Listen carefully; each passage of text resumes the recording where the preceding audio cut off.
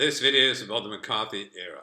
The McCarthy era describes a period in the 1940s and 1950s when suspected and actual communists were persecuted in the United States.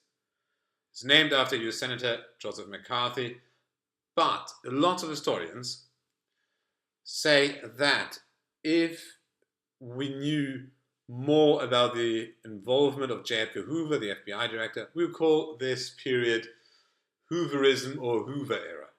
But now to the background.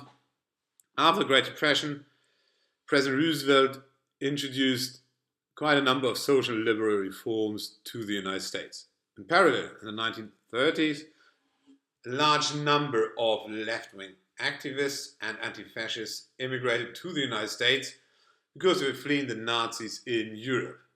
Then in 1945, when the war came to an end, the Second World War, it was very much clear that the Soviets are no friends anymore, because two affairs uncovered the extensive espionage network of the Soviets in North America. And this new enemy was even more threatening when the Soviets could test the first atomic bomb. That was in 1949, the very year when Mao and his Communist Army gained control over mainland China. So the main enemy was communism, and it was perceived as the most dangerous threat to the United States. Also, the people of the United States were afraid of the communist threat from inside the country, from within the country. Against this background, it makes absolute sense that President Truman tested the loyalty of all federal employees in 1947. There was also the suspicion that there are lots of communists and communist connections in Hollywood. So 10 actors, writers, directors were summoned before the House Committee on Un-American Activities. They pleaded the Fifth Amendment, saying we will not incriminate ourselves, so we won't say anything. These famous Hollywood 10 were put on a blacklist and could not find a job in Hollywood whatever they tried. There were more blacklists in all industries drawn up by private investigation firms. There were also more committees like the Senate Internal Security Subcommittee. Now, I mentioned Hoover played an important role. He authorized the Covert Responsibilities Program in 1951. He should authorize and initiate more programs, as it's very hard to see these programs as being constitutional.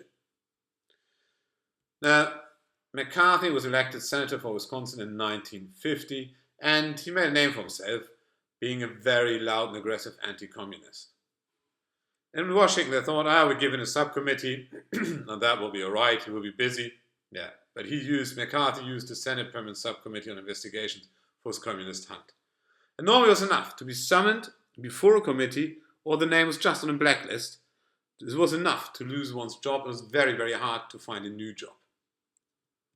But there was also a resistance against these methods, against McCarthy himself, to mention Senator Margaret Chase Smith, demanding an end of the character assassinations and the cancerous tentacles of knowing nothing, suspecting everything attitudes.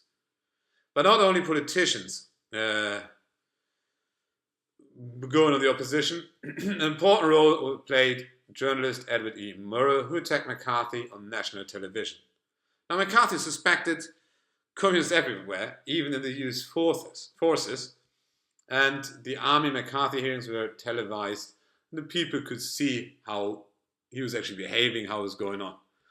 And during this process, the public opinion turned against McCarthy and the associated measures.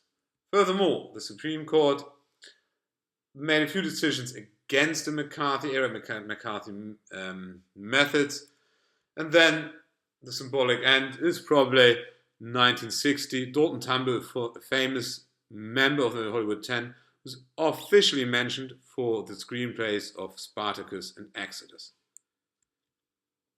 Now, there are lots of victims of the McCarthy era. More than 100 US citizens were arrested and more than 10,000 lost their jobs. Some example of prominent victims like Leonard Bernstein, Albert Einstein, Robert Oppenheimer, Charlie Chaplin, and Thomas Mann. There's a political controversy Some say absolutely wrong, some say it's all right, always with regards to the current political situation. For instance, the US war against terror after the 9/11 attacks. Historical controversy, some say that is against the US Constitution, the American spirit, and against freedom. Others say that's also right, because it actually turned out a lot of prosecuted or persecuted communists, suspected communists, were actually communists. That was the McCarthy era in 5.